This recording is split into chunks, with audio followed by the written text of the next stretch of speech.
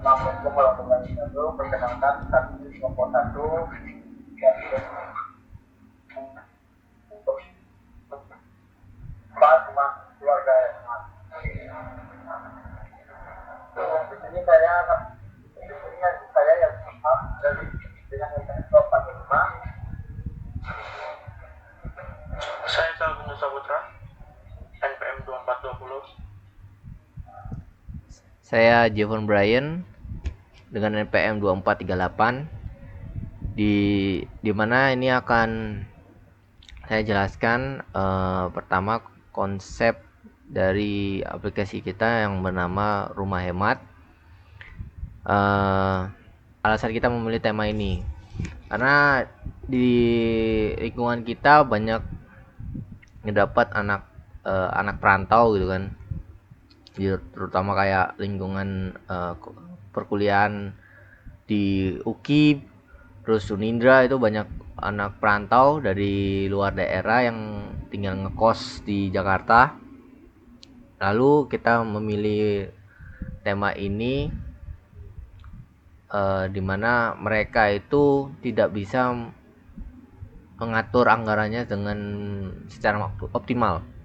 Nah, makanya di aplikasi ini akan dijelaskan atau diatur anggaran mereka supaya mereka bisa memanage keuangan dengan baik, mengatur keuangan dengan baik. Dimana terus habis itu juga di sini juga kita menghadirkan beberapa fitur tambahan guna untuk memudahkan juga dalam mengatur anggarannya juga. Lalu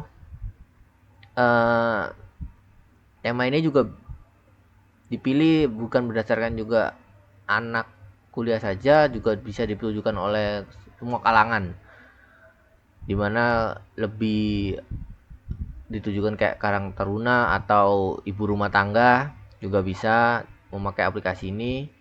Namun aplikasi ini juga bisa dikembangkan lebih lagi, dimana fitur-fitur yang bisa ditambahkan berupa laporan atau lain sebagainya. Lalu masuk tujuan dan manfaat ini. Tujuan aplikasi yang utama ini adalah membantu setiap mahasiswa atau ibu rumah tangga atau karang taruna membagi anggarannya mereka, yang seperti saya sampaikan di awal. Mana misalnya mereka punya anggaran tertentu dan ingin membaginya setiap bulan atau setiap hari, per hari, atau bahkan per tahun atau per minggu juga kita bisa membaginya anggarannya.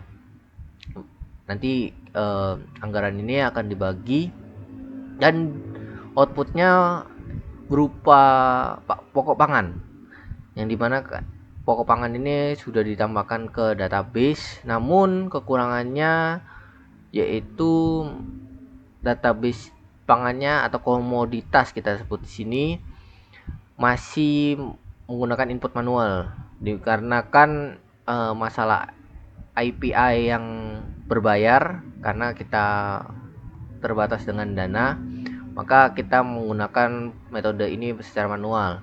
Lalu aplikasi juga ini kita memakai JavaFX, dimana untuk membuat UI UX dengan berbasis desktop ini. Namun juga kita juga menggunakan database yang tadi kita bilang sebelumnya, yaitu SQLite, dan tidak memakai database MySQL karena SQLite ini kita nilai lebih ringan daripada MySQL, dimana itu MySQLite tidak memerlukan exam PP kalau kita ngomong ya.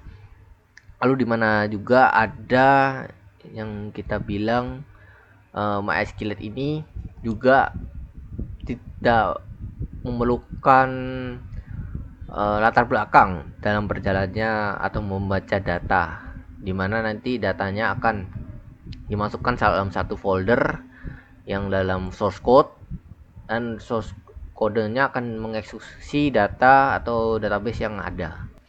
Lalu kita masuk ke main code. Di sini kita punya beberapa main code.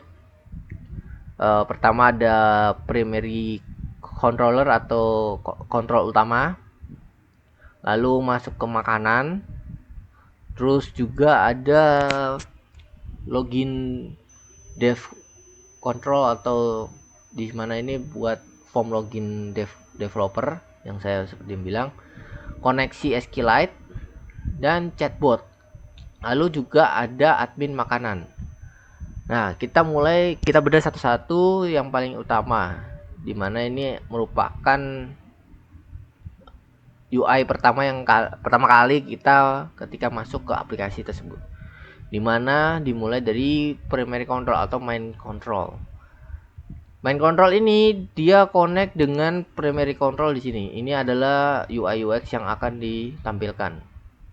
Cuman kita akan lebih membahas dengan source code atau logika yang ada di di aplikasi ini. Dimulai dari item. Item ini merupakan ada bagian per hari, per minggu, dan per bulan. Dimana ini merupakan pilihan pembagian user, dimana kalau mau memakai anggaran dia akan memilih hari, minggu, atau bulan, atau tahun yang seperti saya bilang sebelumnya. Lalu secara default dia akan menampilkan pilihan per bulan. Maka user jika udah pasti akan membagi per bulan, langsung aja ketik, dipencet tombol hitungnya. Nanti kita akan lihat UI aplikasinya. Lalu masuk ke FXML yang hitung anggaran. Ini logika hitung anggaran. Sebentar. Ini logika hitung anggaran yang dimana pendapatan yang dimaksudkan atau inputnya dari user itu ada dua, berupa pertama anggaran, lalu jumlah orang atau orang yang akan dibagi dalam satu keluarga gitu. Misalnya anak kos itu ada 2 orang di dalam kosnya gitu kan, dia patungan atau apa, dia bisa memilih 2 orang, misalnya 100.000 untuk 2 orang itu tersebut. Lalu masuk ke hitung waktu, dimana hitung waktu ini adalah pembagian anggaran tersebut. Di sini nanti waktu user memilih per hari, maka akan dihitung secara per hari gitu kan, total anggarannya. Lalu kalau jika si user memilih per minggu, maka total dengan anggaran tadi dibagi 7. Kenapa dibagi 7? Karena itu hitungnya per hari ya, kayak seminggu itu ada 7 hari gitu kan, maka anggaran akan dibagi 7 begitu. Lalu begitu seterusnya dengan per bulan itu 30 hari, lalu per tahun itu kan kita tahu 365 hari gitu kan. Nah, untuk default perhitungan yang saya seperti yang bilang tadi, tombol defaultnya, pilihan default itu terdapat di per bulan, makanya akan langsung dihitung secara per bulan. Nah, nanti per bulan ini akan juga dibagi maksimal orang, per orangnya berapa gitu kan, atau per keluarga. Maksimal per hari nanti akan dibagi jumlah orangnya itu. Jadi maksimal per hari ini, hari misalnya 30 hari akan dibagi sama jumlah orang tadi itu. Ya 2 orang kan 30 hari dibagi 2 orang jadi 15. Nah, 5 orang. Jadi 15 hari, 1 orang 15 hari gitu. Lalu masuk ke database.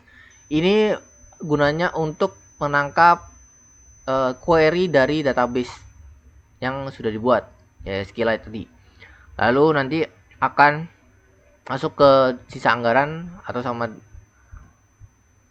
dengan max per hari. Ini dimana ini nanti sisa anggaran itu berupa pembagian ini dari total anggarannya berapa, apa aja yang di outputnya, lalu ada sisa nggak dari keuangan anggaran tersebut.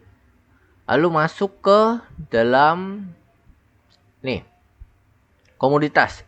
Komoditas ini akan menampilkan data dari SQLite tadi, database, dimana nanti akan dihitung, nama komoditasnya akan ditampilkan, lalu satuan ininya, satuan berat kayak beras 1 kilo, ya kan. Lalu harga komoditasnya per kilo 1 kilo itu tadi sesuai datanya. Lalu ini paling fitur yang menurut saya paling unik gitu kan, karena di mana ini fitur ini nanti akan membagi sesuai dengan anggaran. Misalnya 100.000, dia akan membagi minimal itu 50 gram atau enggak setengah kilo. Misalnya kita 500 gram gitu kan, jadi kita beli beras, duitnya sisa, uang kita sisa sekitar 24.000 gitu kan. Nah, maka sistem akan membagi secara logika, dimana nanti beras itu 24.000 akan disesuaikan dengan berat yang akan dibeli gitu. Misalnya berasnya dibeli setengah kilo gitu kan, harga beras pada 1 kilo itu di angka 12.000, maka setengah kilonya ditentukan jadi 6.000 begitu. Dan ini juga logikanya tampilan output, ya kan. Lalu juga masuk kesimpulan. Di sini output dari hasil perhitungan. Jadi kayak ada ringkasan anggaran, terus periode ini dari per hari, per bulan atau dan sebagainya. Lalu masih maksimal per hari, ya kan. Lalu masuk ke orang, jumlah orang itu jumlah per kepala yang pembagian, lalu sisa keuangan anggaran pada hari itu. Lalu lanjut ke chatbot. Ini fitur yang akan kita bahas nanti, dimana ini nanti akan saya jelaskan. Lalu juga ada login developer, yang ini dimana ini nanti kita akan menjelaskan cara developer mengedit data dan memanipulasi data database itu. Oke, selanjutnya akan dilanjutkan oleh Isal Guntur Saputra di bagian makanan Java. Om ya.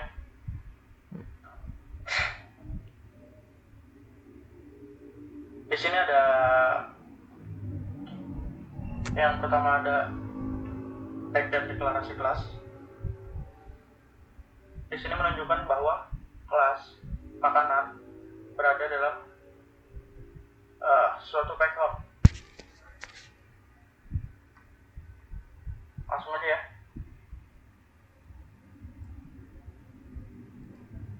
Lanjutnya ada deklarasi variable atau atribut. Nah, di sini yang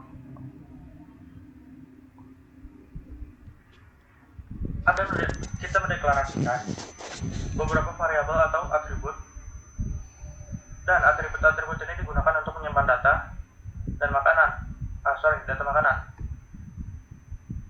Oke, lanjutnya ada konstruktor kelas. Konstruktor kelas ini digunakan untuk membuat objek makanan baru, atau saat objek itu dibuat, sebuah data seperti ID, nama, beras, harga, dan tanggal langsung diisi. Kata dis digunakan untuk membedakan antara variabel milik kelas dan parameter yang dikirim.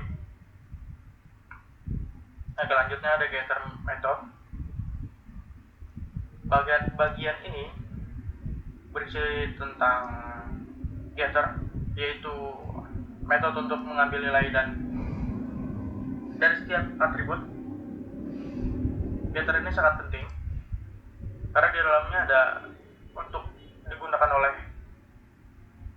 table view atau JavaFX, digunakan oleh controller saat menampilkan data ke table. Contohnya saat kolom table memanggil get nama, maka nilai nama akan langsung ditampilkan. Dan lanjutnya ada peran kelas makanan dalam aplikasi. Secara keseluruhan, kelas makanan berfungsi sebagai menampung. Yang pertama menampung, bisa dari database. Yang kedua menghubung antara database dan tampilan. Yang ketiga model data dalam konsep MVC, model view controller. Tanpa kelas ini, data dari database sudah bisa ditampilkan dengan rapi, jadi akan berbentuknya nggak karuan atau abstrak atau ya kurang rapi gitulah pokoknya. Kayak yang terakhir ya kesimpulan, jadi kelas makanan ini fungsi yang paling utama itu menyimpan struktur data makanan, membuat model lebih rapi, terstruktur, rapi pokoknya, memudahkan pengelolaan data dari controller dan tampilan. Oke.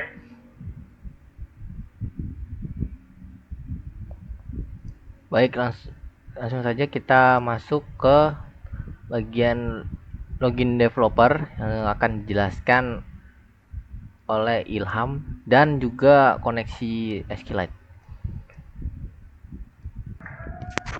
Baik, ini di form login bisa dilihat di Excel admin bisa masuk menggunakan usernya dia dan passwordnya 123. Jika berhasil mereka akan muncul true atau set.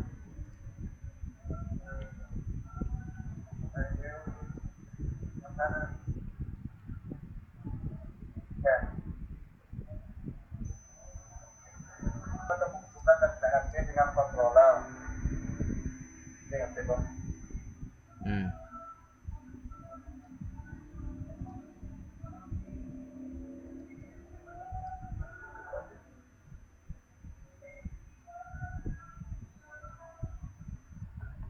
Di baris 48 cuma 49.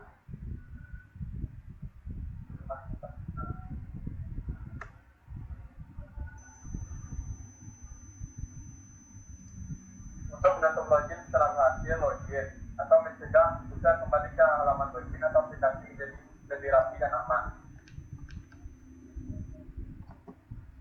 Penanganan error di baris 55.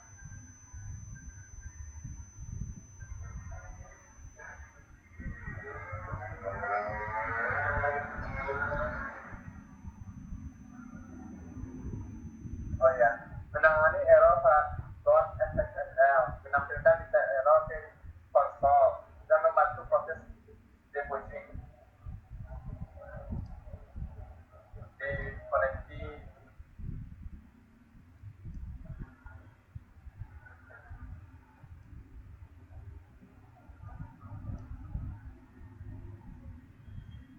Tujuan kode adalah menghubungkan aplikasi Java ke data SQLite, mengubah backup kode agar database selalu ditemukan, melakukan validasi keberadaan file database, dan menangani error koneksi yang aman.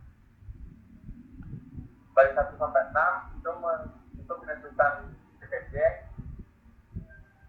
di import package host atas.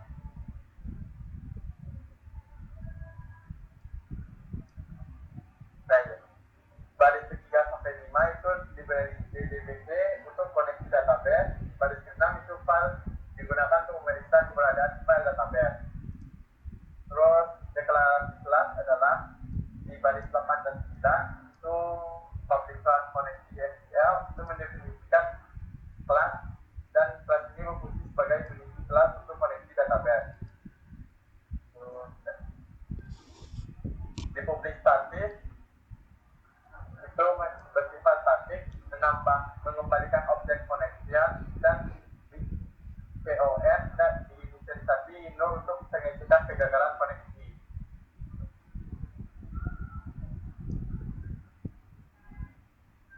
Terus membuat objek file di baris 24 itu file db file itu membuat objek file dari teks database digunakan untuk mengecekan apakah file benar-benar ada.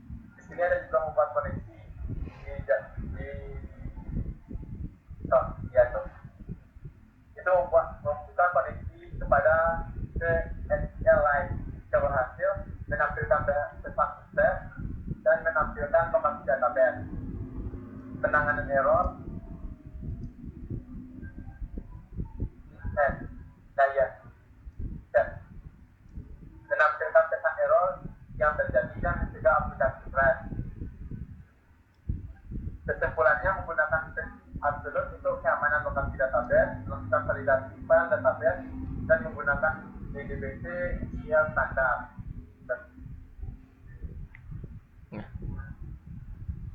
Selanjutnya yang dibaca oleh teman saya. Baik, selanjutnya kita masuk ke chatbot. Kita bahas dulu chatbot dulu. Chat dimana ini merupakan salah satu fitur dimana ini bahwa orangnya akan bisa menanyakan terkait pembagian keuangannya atau menanyakan harga secara itu sesuai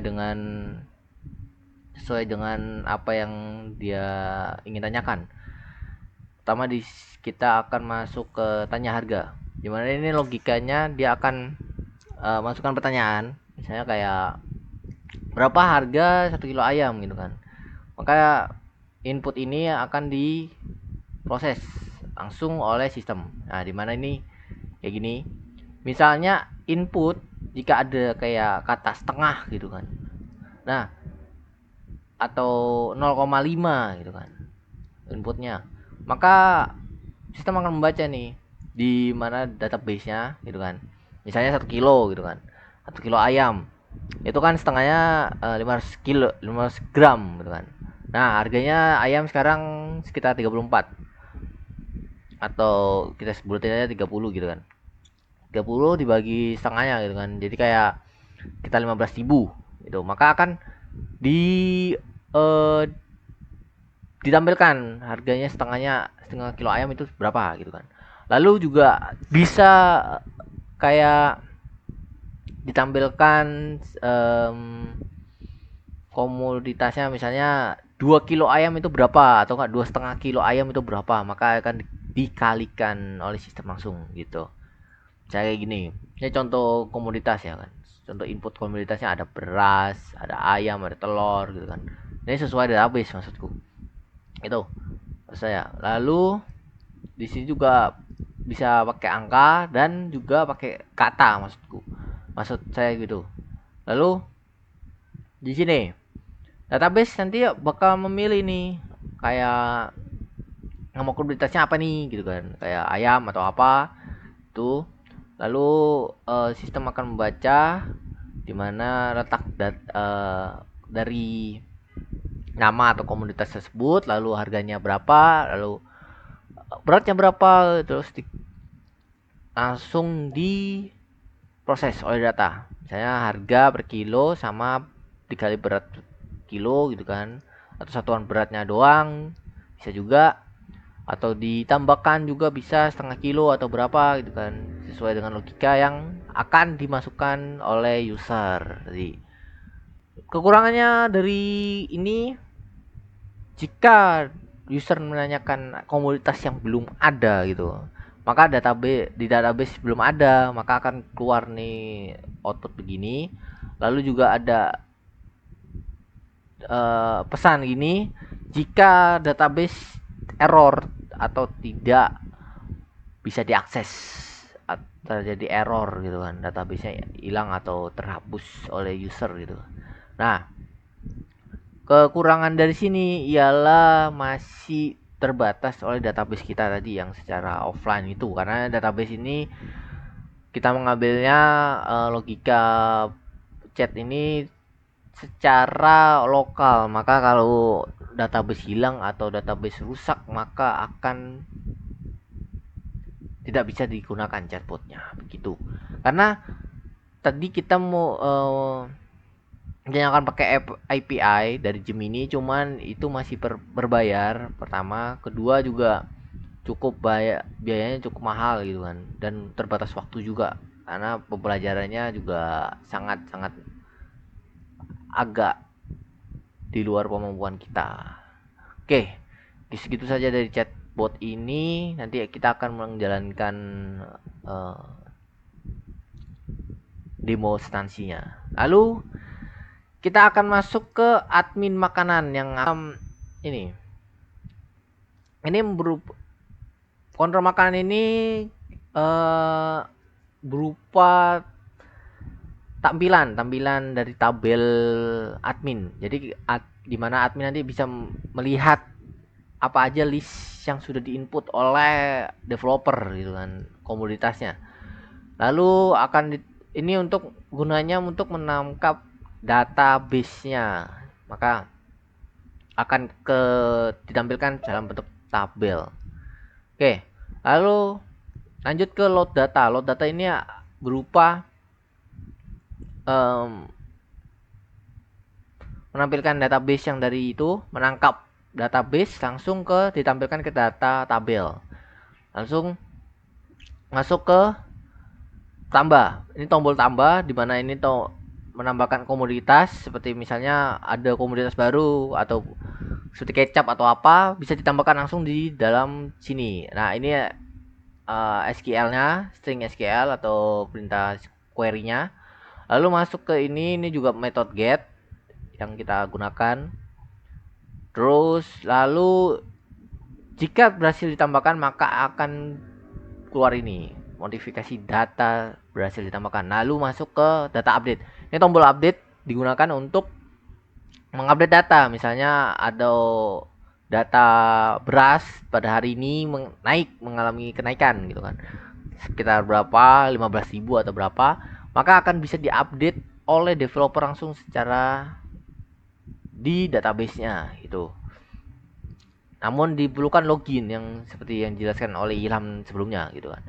Lalu di sini juga ada tombol hapus. Tombol hapus ini dimana untuk menghapus database atau data yang ada, seperti kayak komoditas yang sudah tidak dipakai oleh banyak orang maka bisa dihapus, seperti kayak misalnya contoh telur, jika sudah tidak ada orang yang pakai gitu kan, kita bisa hapus dari database kita gitu.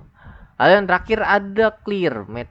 Di sini ada tombol clear, ini digunakan untuk mereset semua form.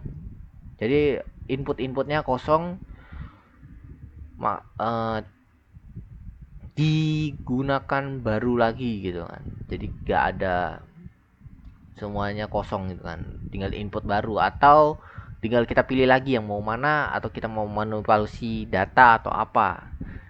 Ini pokoknya intinya dari source code yang ini merupakan manipulasi database dan input data atau mengupdate data, seperti CRUD kalau kita ngomong ya, CRUD itu. Oke, lanjut kita masuk ke alur penggunaan, dimana kita kita menggunakan alur dimana ini merupakan app Java. Ini juga kita diperlukan untuk menjalankan ini. Di kurangan aplikasi ini juga kita belum menjadikan dia exe atau .exe yang kita deploy kalau kita ngomong ya. Ini juga sebatas form login, ini form chatbotnya dan lain sebagainya. Ini digunakan untuk tampilan UI UX-nya. Oke. Lalu kita run saja aplikasinya. Oke, keluar aplikasinya ini. Mana ini aplikasinya berupa total anggaran gitu kan. Oke, kita mulai dari sini ya, yang tadi kita jelaskan di primary control. Primary control ini yang ini.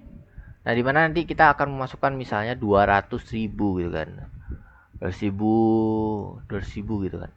Dimana nanti kita bisa pilih jumlah orangnya yang kita mau masukkan. Misalnya kita sekarang bertiga gitu kan, kita masukkan 3 orang gitu kan. Lalu kita akan bagi ini sesuai dengan pilihan kita. Misalnya sekarang kita akan mau bagi ini 200 untuk 3 orang per minggu gitu kan. Nah, kita tinggal pencet nih hitung anggaran. Maka akan keluar apa aja yang kita bisa beli dari total anggaran 200.000.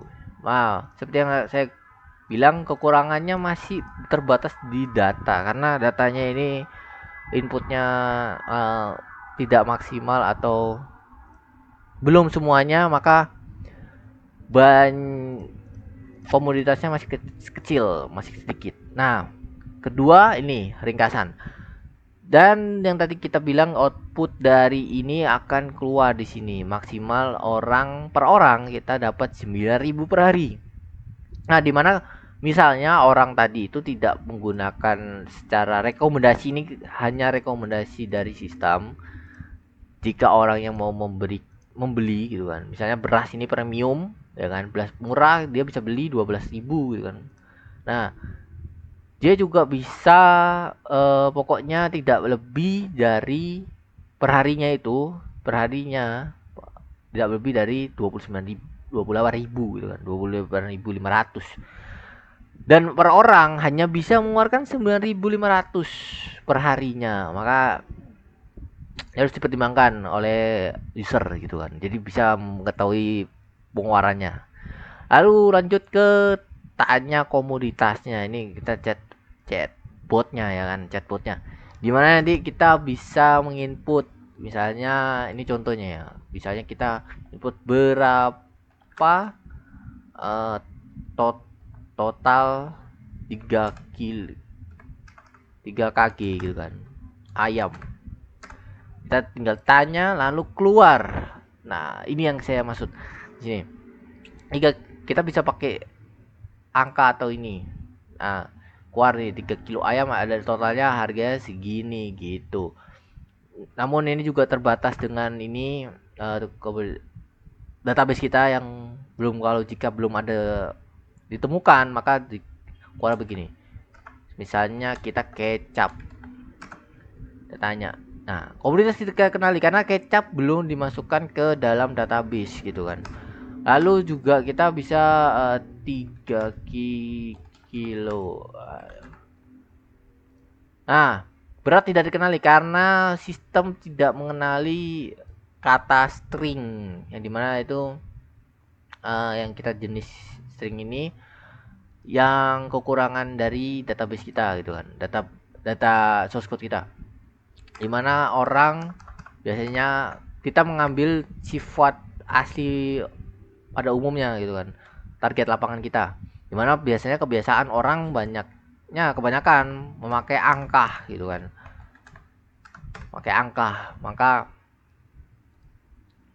langsung saja gitu dipilihnya pakai angka. Oke, lanjut ke sistem login developer. Nah, yang tadi secara dijelasin Ilham kan, dimana nanti kita login, masukkan username dan password 123 yang sesuai dengan ini. Nah, maka akan langsung kebuka yang login formnya, itu akan ketutup langsung. Dimana di sini jika kita mengganti login passwordnya atau username-nya bisa dari sini. Nah, mengapa dipilih developerannya yang bisa mengubah? Karena developer bisa mengakses source code-nya langsung jika diketahui gitu. Oke, lanjut ke sini. Di sini adalah input data, dimana ada tambah, update, hapus, dan clear. Yang tadi seperti saya bilang, pertama kita akan coba tambahkan data di sini. Misalnya kita akan nambah kecap gitu kan, kecap manis. Nah, kecap manis ini akan ditambahkan misalnya satuan beratnya 1 kilo gitu kan, 1 kilo, maka kita tulis ini 1, dan harganya sekitar 20.000 lah ya, kita kasih cara tuh 20.000. Lalu ini dipilih tanggal inputan dari komoditas tersebut gitu, misalnya tanggal sekarang gitu kan, kedua kita pilih, lalu akan ditambahkan database-nya masuk di sini. Nah, lalu kita bisa juga update datanya, misalnya kita beras hari ini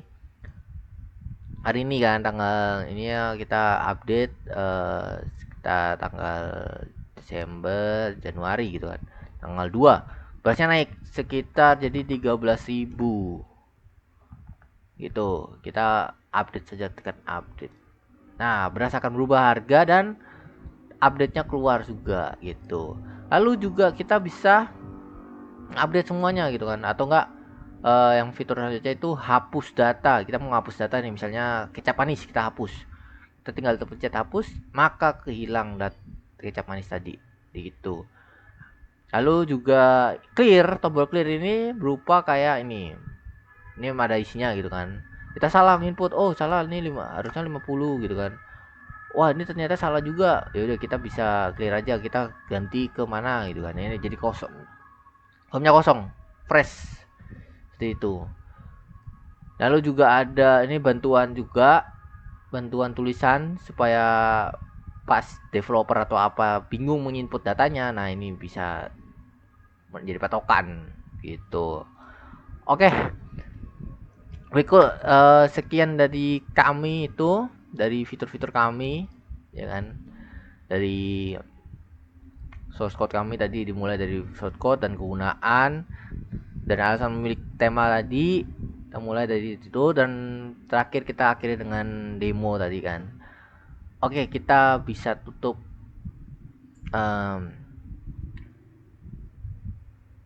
presentasi kita ya kan, pada hari ini dengan aplikasi ini.